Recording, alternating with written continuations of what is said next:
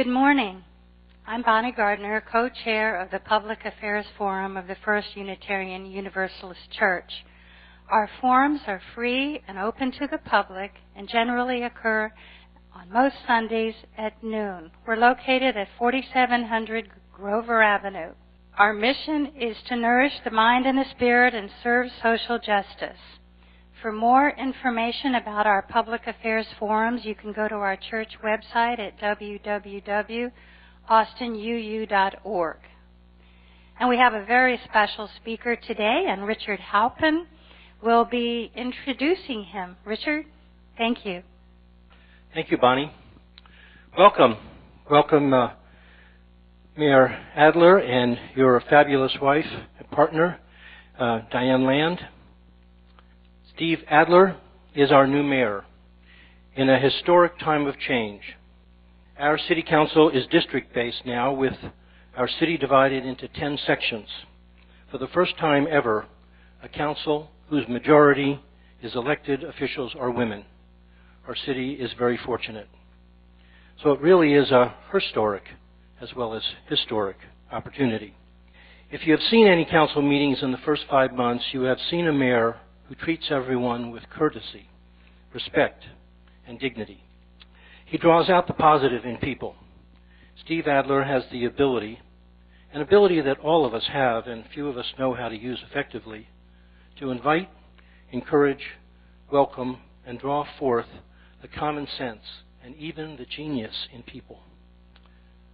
Steve, you look and you listen to people who are speaking. Your presence is tangible. You ask insightful questions that draw out people's intelligence. You have patience without patronizing. You explain things easily, thoroughly, encouragingly, and gracefully. I've observed these leaders' behaviors in dozens of meetings and community events. How about you folks? Have you noticed these qualities? Do I get an amen or an awomen here? All right. Sisters and brothers, Austinites, will you put your hands together and give a warm welcome to our mayor, Steve Adler. Thank you. Thank you.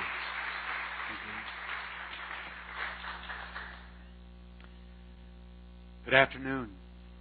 I want to begin by first thanking you for the opportunity to come back to this church. I've been in this church before to witness and engage in political campaign-related conversations, as well as some of the substantive conversations that have occurred in this sanctuary that I think are real valuable to the community, and they were to me. So thank you very much for the opportunity to be here. I want to accept the invitation by speaking just generally, reflecting back over the first 5 months, as well as talking about the challenges that I think the city faces, to take a second to talk about looking forward and what looking forward in a new way might mean, and opening up new kinds of opportunities. And maybe with that framework, then we can get into the specific kinds of questions that you might want to ask. And since one of the times I was here, we were talking about residential appraisals. This is going to be an incredibly important next 2 weeks on that issue, so I hope somebody asks me about that, and we can talk about that while we're here. As you know, I've lived in Austin for almost 40 years. I really do believe that Austin is a magical place. It is a place that is creative. It's a place that's entrepreneurial. It's a place that has a social consciousness and awareness, unlike most cities. And it achieves all those things with a beautiful environment, with Barton Springs and Mount Bunnell and Lake Travis and Town Lake. It is a beautiful place. And it's a laid-back place. We have one of the hottest economies in the world right now. We're creating more jobs than almost any other city. We're creating more middle-class jobs than any city in the country. And with that amazing economy and amazing strength, being listed number one on so many lists, we're the top tech environment now, having passed Mumbai and Silicon Valley and London. With all of those things, you're here today because Austin also has real significant challenges. And those challenges are real. And I really do believe that we are at a tipping point. I believe that this city is at crossroads. San Francisco became the first city in the country last year where the median home price went over $1 million. Pretty incredible. Over $1 million in that city. In Austin, Texas, the median home price is about $227,000. We're at a place where we can still impact the pathway and the progression of our city. In so many ways, San Francisco is already set on its course. Boston and Seattle are probably further down that course than we are. Austin's not there yet, but if we don't do something, that's the path we're on. That's not the path that I would like our city to be on, and I don't think it's the path that most people in Austin want to be on.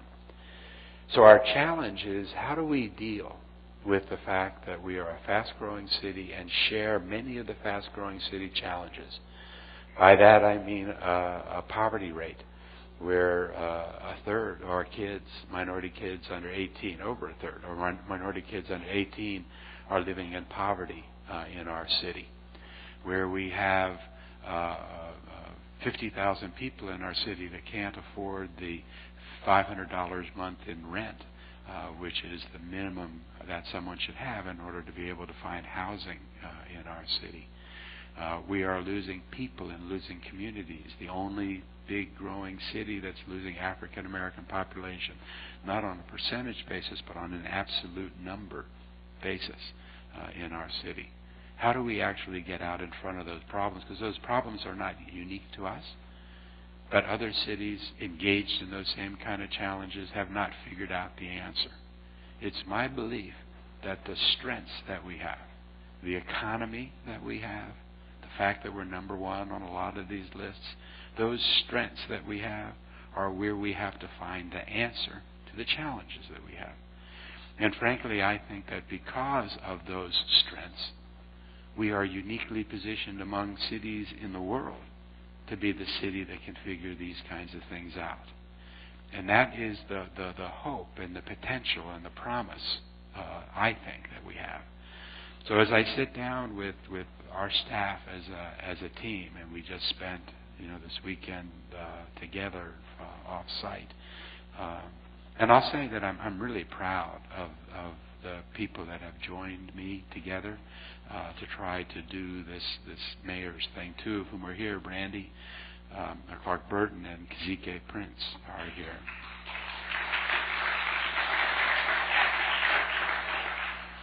We have people working together on this team from a wide variety of places, bringing in lots of different talents, bringing in connections to lots of different parts of the community. There are a lot of people that are working on this group that are mid-career and late career, that are retired and are volunteering. Or we have people that have left their jobs in order to be able to participate, believing that this is a critical moment in time for our city. And I am so inspired by the people that are working together.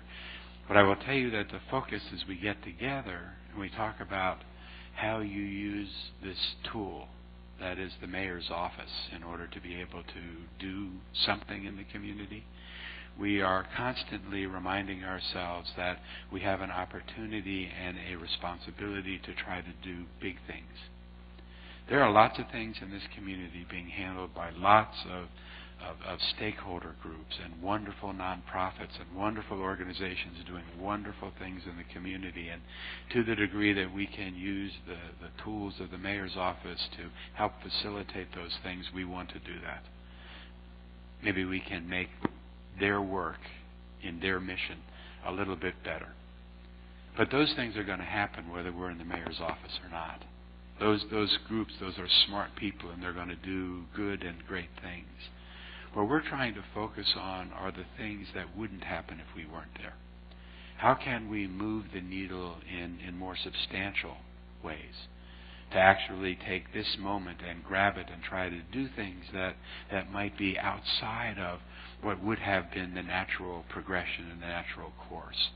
And we'll talk about those a little bit today, but I want to encourage everybody. I want to say that we don't know all the answers, nor do we believe we know all the solutions. So the input from you and from others is something that we are desperately seeking. But we have to approach things in new and different ways. And I'll give you just one example as a way to kind of segue into this kind of conversation. And let's look at housing. Housing in this city is obviously an issue with so many people that can't afford to the $500 a month that we talked about a second ago. But the housing problem is real significant. In this city, we're losing people in communities. You know what's happening with property taxes as people are moving further and further out. Our poverty levels in this city are going down. But our poverty levels are going down not because we have fewer poor people in our community. It's because they're moving out of the city of Austin.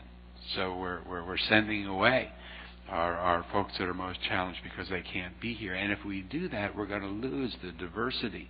We're going to lose the artists and the musicians. We're going to lose the diversity of color. We're going to lose the diversity of difference that exists in our city.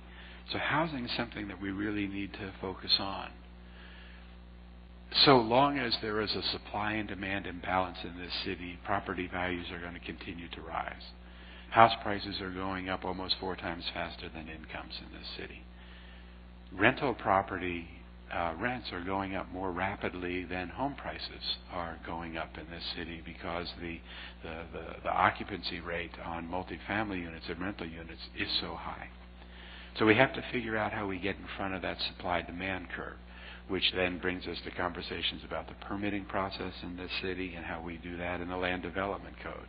That also gives rise to the transportation issues we have in this city as people try to avoid the congestion. So everybody wants to move downtown. Everybody moves downtown. There's even a greater impact on supply and demand. Prices go up. People have to then chase out. They have to move further away, only to find out that their transportation costs have now gone up by $10,000 a year, which they can't afford and didn't anticipate when they were moving out of an area that they couldn't afford to live in. So we have those things that tie back to that same issue. So supply is important. We've sat down with the people that are working on the housing issue in this city. And we're talking about everybody who works on the housing issue in the city. So not only the people that are concerned about affordable housing, as we use that as a descriptor of providing subsidized housing, but also housing that is affordable, which is the housing that workforce folks and middle class folks need in order to be able to survive in this city. You know, the way the city approaches those things right now, our community, is we count on doing a housing bond every 4 to 8 years. And it's great that this community does that, and we always vote for them, except 2 times ago, but we fixed that really fast. But this is a community that supports that. But I'll tell you that if that's our answer to affordable housing and housing that's affordable in this community, that doesn't work, because we will fall further and further behind. You can't solve this problem at a base level. So it's important we have people in the community that are working on that.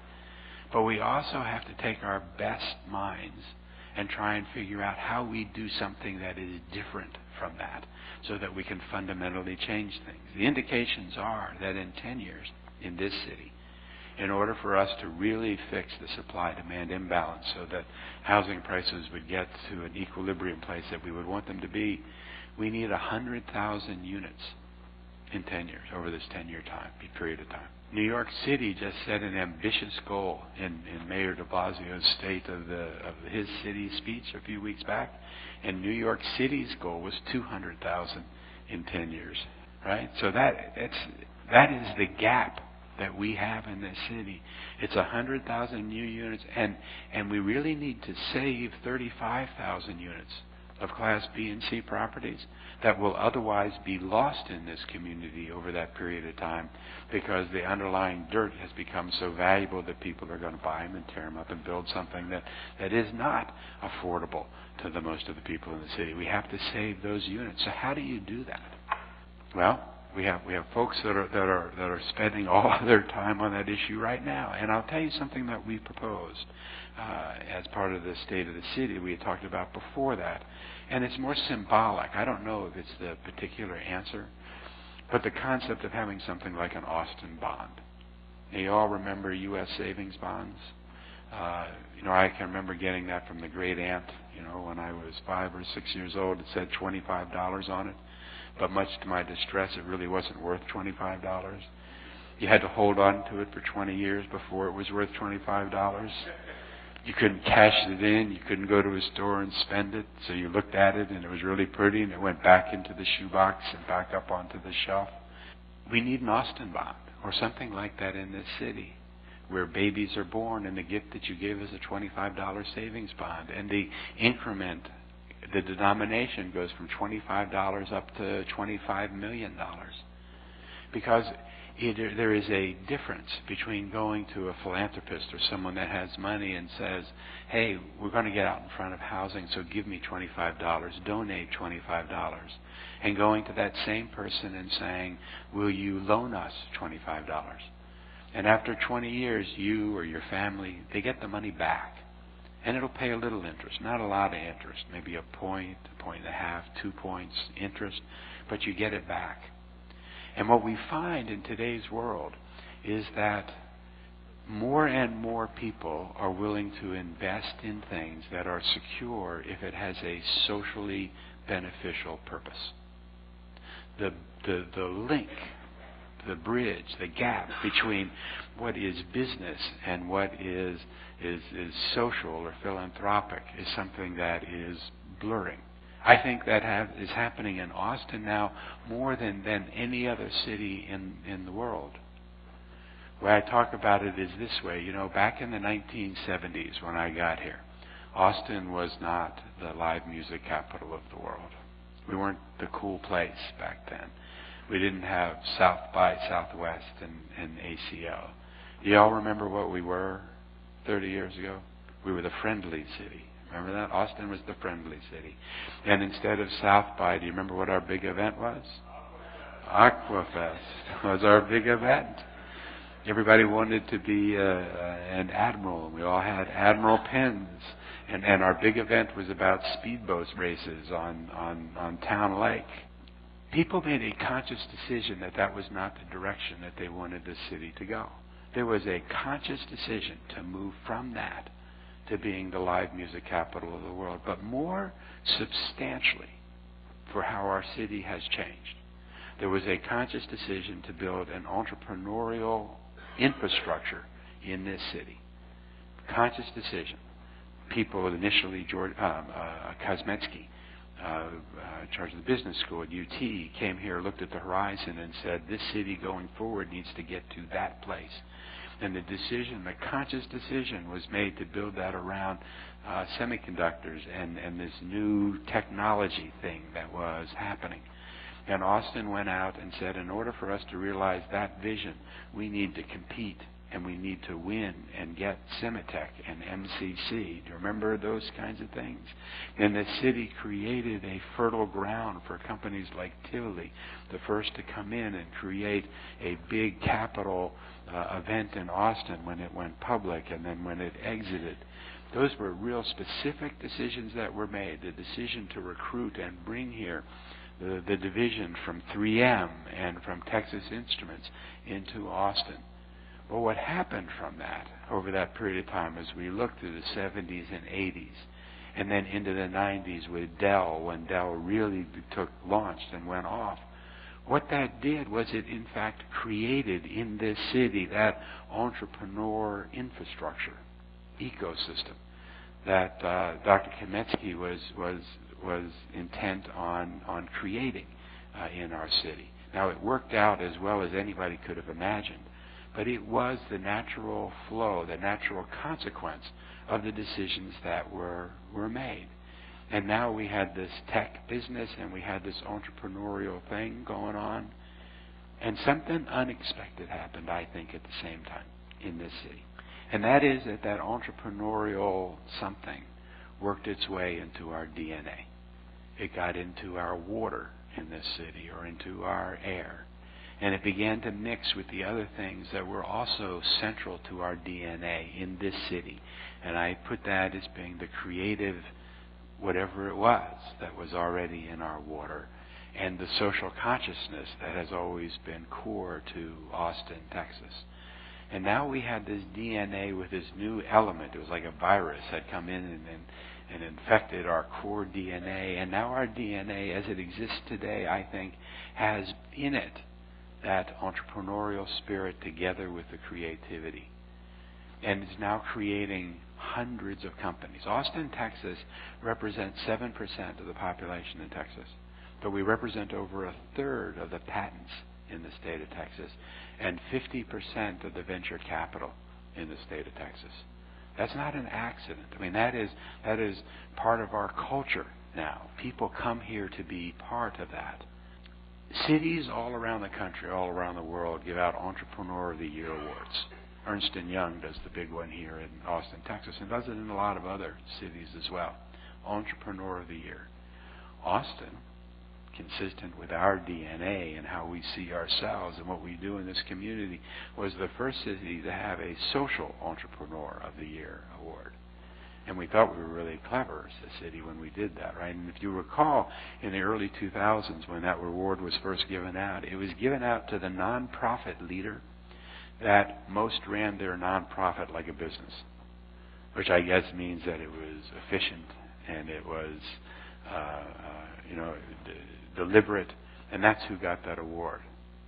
But in Austin, Texas, as this works through our DNA, as that gap between what is philanthropic, is entrepreneurial, and business begins to blur, in Austin, Texas, that award last year went to Susie Sosa. The Social Entrepreneur of the Year award went to someone who was running a for-profit company. Because the companies that are forming now on for-profit companies all have not all, most, many have a social link to them. Our children want to be involved in companies. Businesses want to invest in companies that are not only making a profit, but are doing something good. Which is why the new companies that we see coming out in Austin right now are saving scores of villages in Kenya because they've figured out how to monetize the folk art that's being created and being able to market those and place those and ship those at an international level, which is changing the world in those places. That blend between what is for-profit or not-for-profit goes away. And in fact, people can't be as successful in a non-profit company unless they have that social link and that social tie. Look at somebody like Dan Graham in our community, who created BuildASign.com. You may not be aware of that. Lots of people are. He just sold part interest of that. I don't know for how many $100 million, like any other healthy 30-year-old in our city. Also, just like Susie Sosa, 2 people that are working with the mayor's office now to help create what this new way forward is for government. Does Build a Sign. He's one of these serial entrepreneurs that sees the business opportunity associated with a community need. Talks to some people that are running a lawn and landscape company. And he looks at that and says, you can do that better. I can do that better. You're running your company the same way lawn and landscape companies have been run for the last 50 years, but there's a better way to do that. So he starts advising those people. That company starts growing. And like any good citizen in Austin, he joins nonprofits. One of the nonprofits he joins is Easter Seals. Well, Easter Seals' mission is to help disabled people. So he's sitting on the board, and their challenge as a board is, where do we place all our disabled clients? How do we actually get them jobs? Because if we can get them jobs, we can change their lives. That's their mission. And he's looking at all the places they're trying to place their disabled, their clients, people who are disabled. And he's looking at where these people are getting placed, and he says, we could just start our own lawn and landscape company, because he knows how to do that based on the technological understanding that he has. And the next thing you know, in Austin, Texas, Easter Seals now has the Easter Seals Lawn and Landscape Company. They set a business model for what they wanted to achieve. They met their 3-year goal in 3 months. 3 months. Easter Seals all over the country are now coming to Austin and saying, help us set up our Easter Seals Lawn and Landscape Company in our city. It wouldn't surprise me in 3 years when people think about Easter Seals, they think about lawn and landscape companies. But what they're doing is they have figured out a way to monetize the social challenge that they're trying to address. That's happening now with the companies that we're growing here in Austin, Texas. We need to figure out as a city how we monetize city challenges, how we do that same kind of social entrepreneurship and social intervention, but to be able to scale it so that it happens at a municipal level and not just at a small level. And to a large degree, I think that's what our challenge is over these next 4 years. So let's get back to housing and the bond. I believe that we could go out and identify, as we have with Mandy DeMayo and Liz Mueller, the people who you've worked with on housing issues. They've inventoried the Class B and C properties in the city that we're going to face losing as things continue to gentrify. Well, what do you do with those? How do you build the strike fund to be able to go in and buy them, not a few, but at a real significant level? And I think you can do that in a form that is not purely philanthropic, because those are income-producing properties. Now, it could be that they don't produce a cash flow in the first 2 or 3 years, but over a 20-year period of time, they clearly will. As market rents rise like this, we could have rents in that kind of housing where we maintain them as Class B and C properties, and the rents only increase like that. Over a 20-year period of time, if someone gave you money and didn't need their money back for another 20 years and gave you the time to be able to buy and then operate those properties at that level, I believe that you could pay back that debt over a 20-year period of time. Significantly reduce it. You could certainly handle it, that debt, and actually create a corpus that would be not the $50, $60, $70 million that we go through expending all of our energy to try to do it on a bond election, which then is secured by our tax base. So there's limited amount of bonding we can do. But why don't we do that with a trust or with a REIT or a community development corporation, where that's secured by the properties themselves over that length of time? And we're beginning to, I just talk about this conceptually. Legal department goes away and they come back and say, there's not a securities problem with that. We could in fact do that if we wanted to do that. And now we're getting inquiries from outside of the state. People who are in financial markets saying, hey, we've heard that we can invest in an Austin bond. Where do we buy them? So, well, they don't exist quite yet, but let's keep talking. But to be able to start thinking about problems at a scale differently than we've thought about them before, and talking about solutions in a way that we haven't talked about them before. Foundations in this country have about $50 billion that are in their funding pool that they give away, that every nonprofit is competing for. Those same foundations have $650 billion in their corpus funds. We need to figure out how not to make application to the $50 billion of money they're giving away, but how to make application to the $650 billion that they're having to place in investments. Because more and more of these foundations are looking at their portfolio and saying, we need a certain amount in real estate, we need a certain amount in this category, we need a certain amount because we're diversifying our portfolio. Well, you know something? We'll put 2, 3, 5% of that money in investments almost without regard to what the return is, if it does a significant social goal and if our corpus is secure. secure. It means we can't lose it. We're not going to take any risks on that.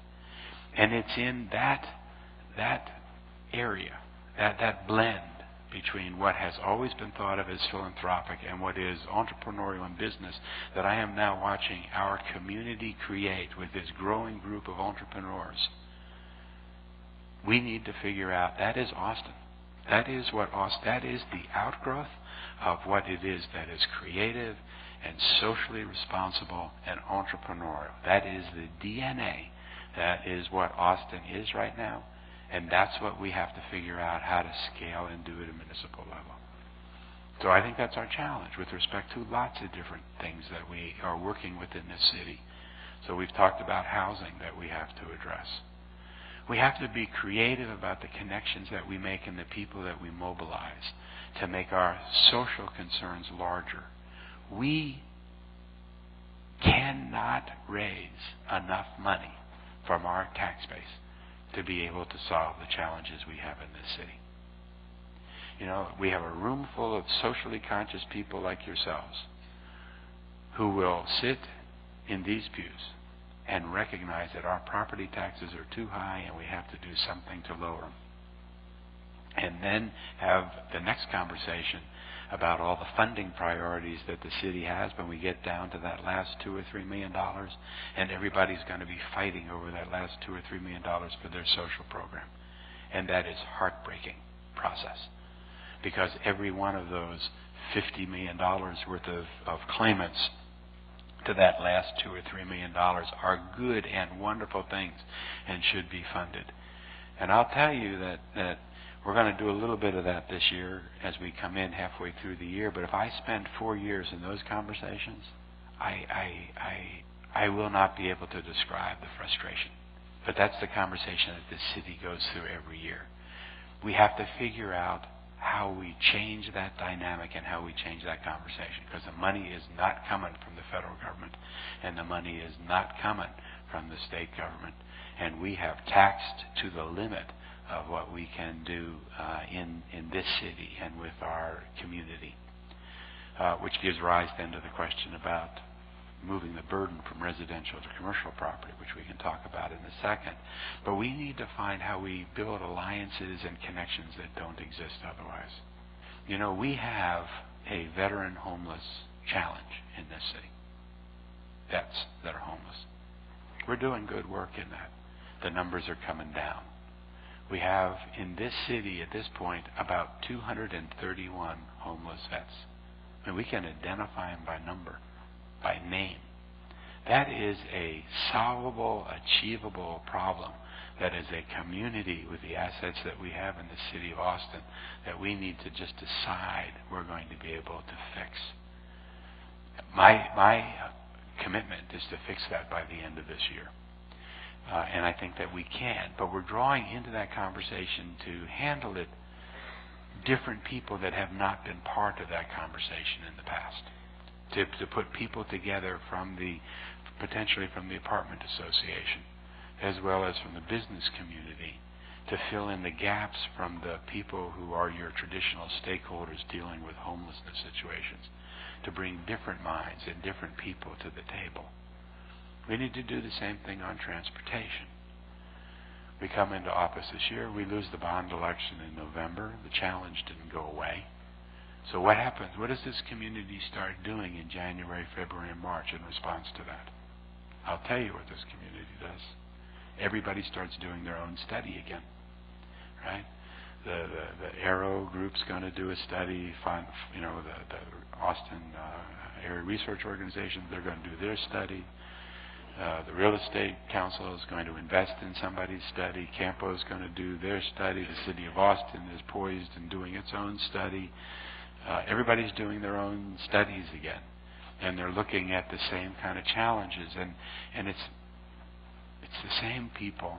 They're brilliant, wonderful people. It's the same ideas. I'm watching the battle between, is it rail or is it roads? Is it tire? Is it tracks? And I'm watching us move down that same path again. And I again feel this muscle memory anxiety and frustration with that. I'm at the University of Texas a few weeks ago, I don't remember what I was talking about. But someone comes up to me, I think head of the computer science department there on the faculty, and he says, "Hey, can I talk to you about transportation?" And I said, "Sure," because 80% of the people that come up to me now want to talk about transportation. I said, yeah, let's talk transportation. And he says, I don't know that much about transportation. And I thought to myself, well, 80% of the people walking up to me now don't know much about transportation either. And I said, but that's where the new ideas are going to come from. So I said, yeah, let's talk. Yeah, that doesn't make any difference. Talk to me about transportation. And he says, I just wonder. He says, we always treat this as if it was a hardware question. Roads, rail, trains, buses. What if it's not a hardware question? What if it's a software question? What if you started looking at that challenge not from a hardware place but from a software place? What if you looked at it differently? If you started, would you end up in a different place? Was the rhetorical question he asked. And that question has haunted me since I sat down with him, because there's something in that sounds right to me. Beginning with the fact that if I'm sitting at a table and that's the conversation, it means there are different people sitting at the table than have sat at the other tables I've been in, because all the other tables I've been before, no one has ever asked that question. We need all of those people, the people who have been there before and these other people here. I asked him, by the way, I said, what does that mean? What would that look like? He said, well, I don't know. I don't know anything about transportation. I said, you have something in mind. What would that mean? He goes, well, I don't know. He said, but what if we took the Uber and Lyft technology, that demand management system, and then scaled it at a municipal level? And maybe it's Uber and Lyft that are doing it, but maybe it's the city that's doing it. Maybe it's another private company that's doing it. But what if what had happened was you walk out of any place downtown, or with this building that we're in right now, this church, and you type into your app where you are and where you want to go. And it gets fed into a master computer that is controlling 300 6 to 8 person vans, and they are constantly out on the road. And a van, and this computer is mapping out the path of these vans. And a van that's generally in the area where you are picks you up and generally takes you to where it is that you want to go. And it changes your direction based on where people are typing in their places. And they're taking you out to park and rides that are at the perimeter of where the congestion is. We have the dedicated bus lanes coming in. Maybe it's just a different way of looking at the conversation. And it is in that new way of looking at the challenges that we have. And I'll conclude, and then we can go to questions in the last 20, 25 minutes that we have left. This is a council that at this point I believe is primed to embrace that. This 10-1 system that was approved has fundamentally changed the conversation and the dynamics at City Council. I am so proud of the council members. I am proud of every one of the council members, no matter how widely divergent their views might be. Because it is bringing conversations to the council table that have never been there before. But I will tell you, there is not a conversation we're having at that dais that has not been occurring in our community for the last 5 to 10 years. And that conversation shouldn't just be happening over there. It needs to be happening at that dais. Because if we can fashion solutions there, then in fact I think they'll work. So I'm ready to open it up to questions. If you want to talk about the 10-1 system or how that's working, we can talk process. We can also talk substance issues on any of the challenges that the city's facing, but I'll throw it open now. Yes, I have lived in Austin for about 15 years, but my parents moved here in 1962, so I've been visiting Austin. I've seen it change from a very sleepy town, really, even though the state capital and the state university are here, to a city that has grown so fast that it is choking. You can look at I-35, and sometimes those cars aren't moving at all, or they're moving so slow. This is a machine that is built to run, 40 to 60 miles an hour or whatever, very efficiently. But at a low level, it doesn't function well. My concern is that we are not building the kind of public transportation system that we need. Yes, the bond issue failed. I don't think that's because people don't believe in public transportation, but I don't think it was presented to them in the right way. I've lived in Chicago, Boston, Paris, places where you can go anywhere in the urban area, not even the city limits stop you. You can get there. So my question is, what can you, sitting in the mayor's office, do as a leader to help us understand we can't just keep multiplying the number of cars? Huge issue. That gives rise to both questions about growth as well as questions about transportation. I will tell you with respect to growth, there are a lot of people that want to engage in a conversation about what we can do to stop growth in the city. And I just can't engage in that conversation anymore. There's nothing we can do about the fact that Austin is going to continue to grow. This is a city that has doubled in population every 20 to 25 years since the mid-1800s. The reason Austin is going to continue to grow is all the reasons why I have chosen to live here. It is a beautiful city. It is a warm city. It is creative, and all those things we talked about. If we really wanted to stop growth, we would have to stop being all of those things. We can make the city so unattractive that people don't want to come here anymore, in which case I'll leave too. So we have to figure out how we manage that growth and how we preserve and protect who we are. But I just won't engage in another conversation about whether or not we can stop growth, because we can't. On a transportation side of that, we have to figure out how we do mass transit, because we need that kind of system. I think that bond election failed in part because most of the city didn't see that that 9.5-mile leg was relevant to their lives or would change at all what it was that it was dealing with. When I was in Washington, D.C., and they introduced the metro system to the city, we fell in love with the overall regional plan first. We thought we saw all the pieces, and it was real. And when they came in and said, okay, this is the first part we're going to build, everybody was okay with that because they really believed that the other parts would get done too. And in this city, there is none of that. So it begins with actually developing a regional plan and presenting that regional plan in ways that has never happened before. But the focus on doing that kind of public transportation system, even if it starts first with dedicated lanes, so we take people from park and rides to downtown, so that we have more people who are invested then in how we circulate downtown, because now they have an easy way to get downtown but no way to get around downtown.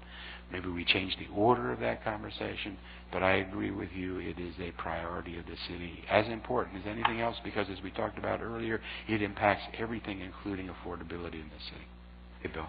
Hi. Do you think a strategic action plan on affordability would be a possible way to attack the problem and achieve quantifiable results?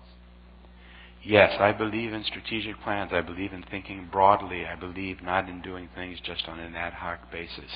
And we are constantly at this new council speaking about affordability in everything that we do. And you've made a lot of really good proposals with respect, I think, at affordability.com, awesomeaffordability.com, that I think are real promising, that we need to take a look at in terms of how we do the budgeting process.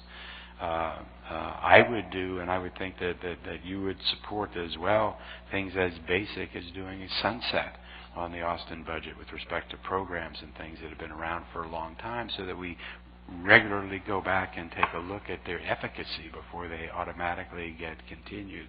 But looking at affordability strategically, I think, is real important. Joanne Richards.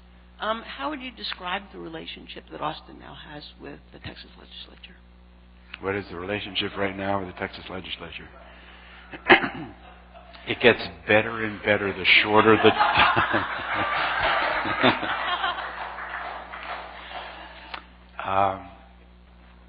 I used to work at the legislature. I was chief of staff and general counsel for almost 10 years for a state senator while I was doing my law practice.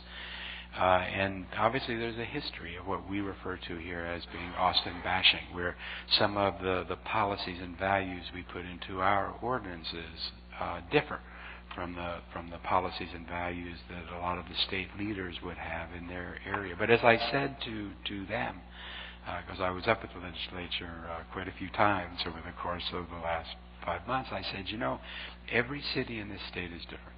Austin is different from Dallas, is different from Houston, is different from San Antonio, is different from Austin. We're all different. And we need to take a look at what we do in this state with our cities the same way we look at an investment portfolio. We need to be diversified. Our economies are going to do better at different times because some of us are energy-based and some of us are financial-based. And I said Austin happens to be our creative-based economy.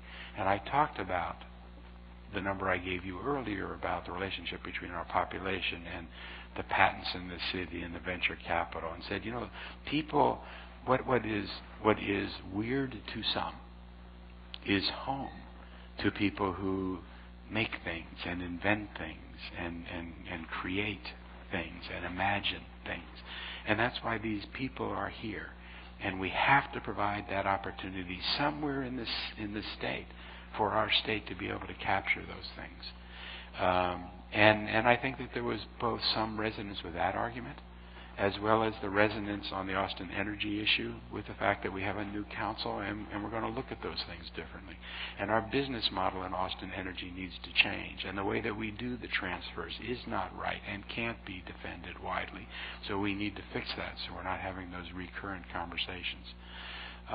So our relationship, I would say, at the legislature this year was better than I had seen it in past because we were engaging in a different kind of conversation this year as in the past.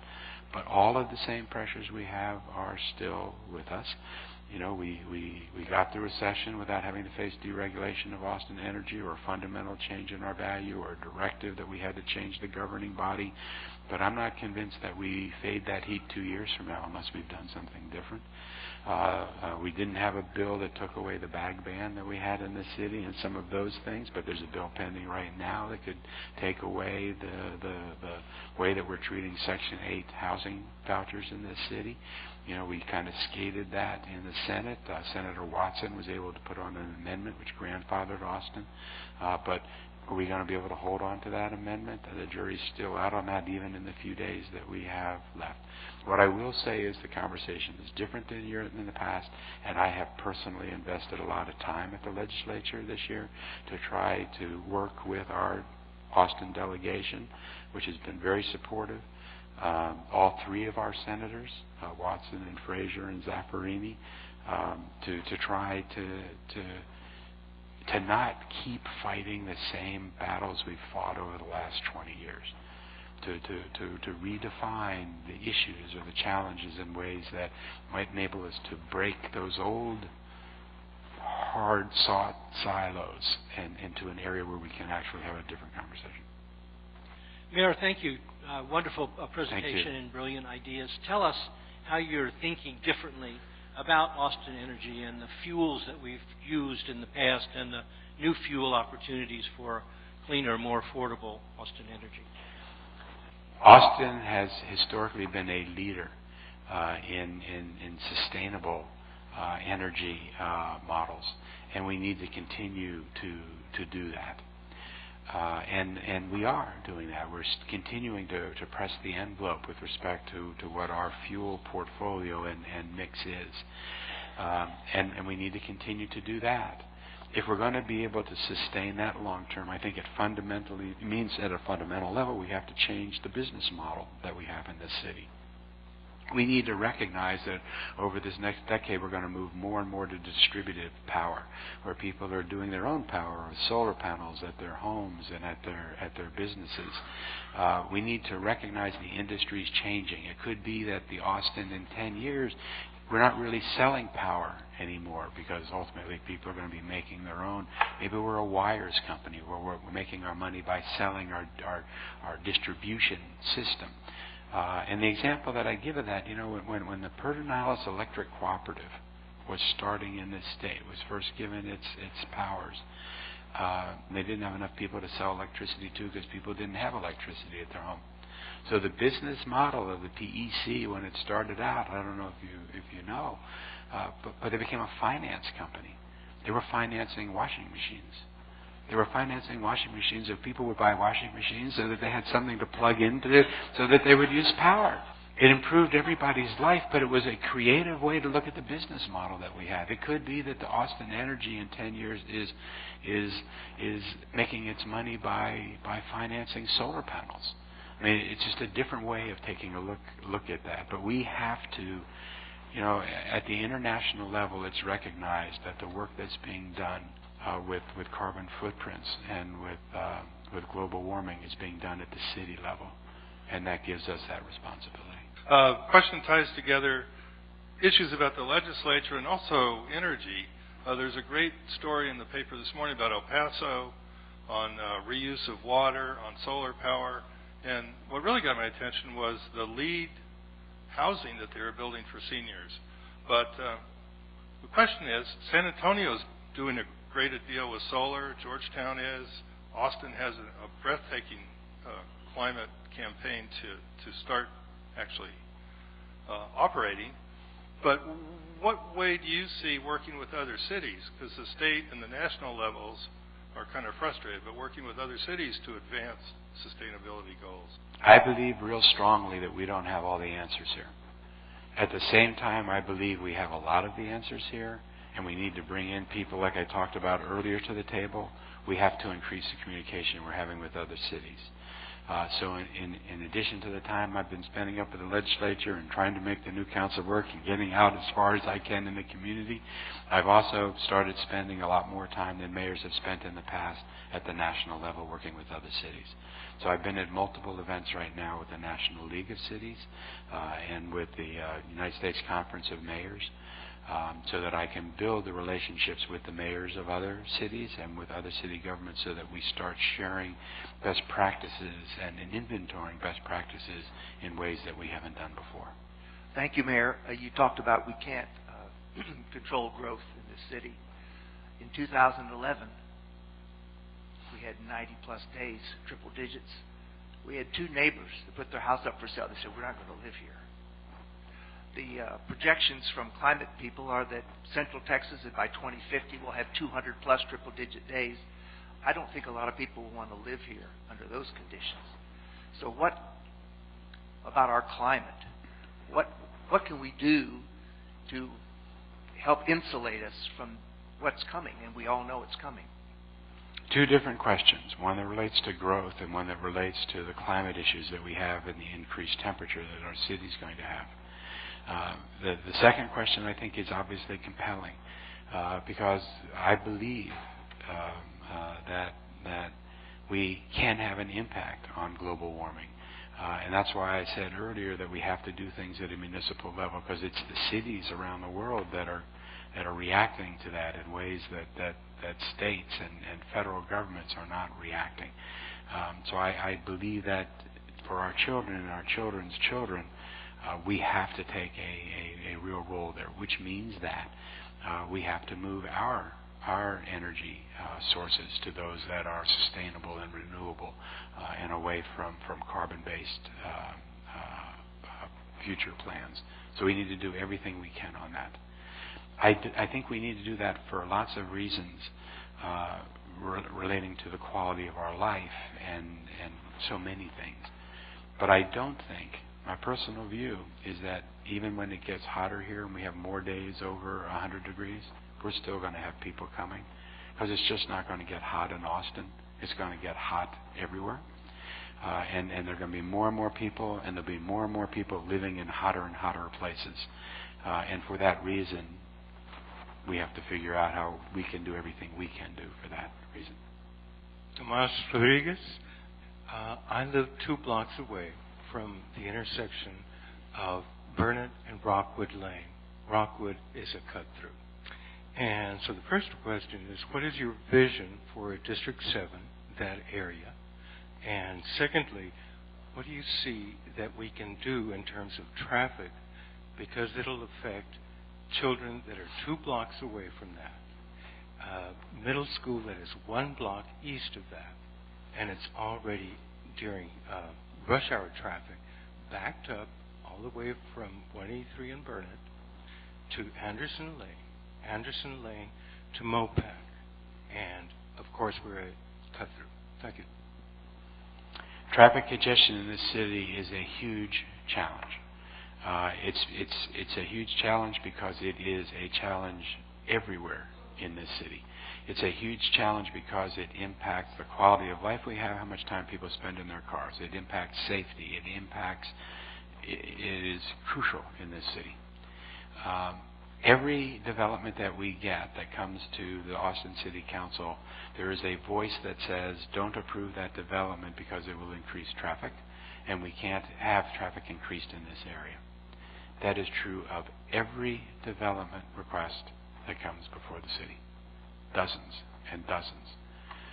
I don't think that it is a practical answer to say, let's not approve each one of these developments because of traffic, because if we adopted that policy, we would also be saying there should be no further development in the city of Austin.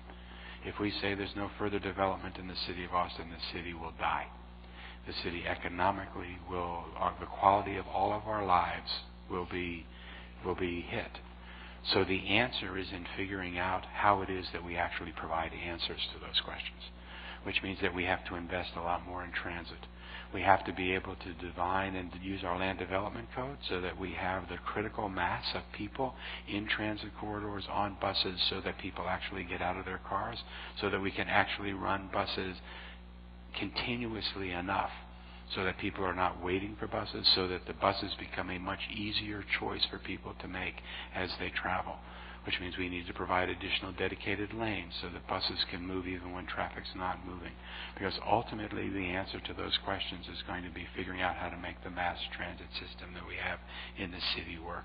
That's the answer, and that's where we need to focus. My vision for the future for those areas is that Burnett Road is one of those corridors. And we're going to have to be able to allow that kind of development so that buses become a viable alternative in that area. But we have to work with the development code we have to ensure that when we do that, we're not destroying the character of the neighborhoods that surround it. Thank you, Mayor Adler, for sharing a progressive vision for the city and hopefully maybe a new paradigm where all kinds of different groups in our city can collaborate and synthesize and come up with some solutions to these chronic nagging problems. Thank you, Mayor Adler. Let's give him a big hand. Thank you.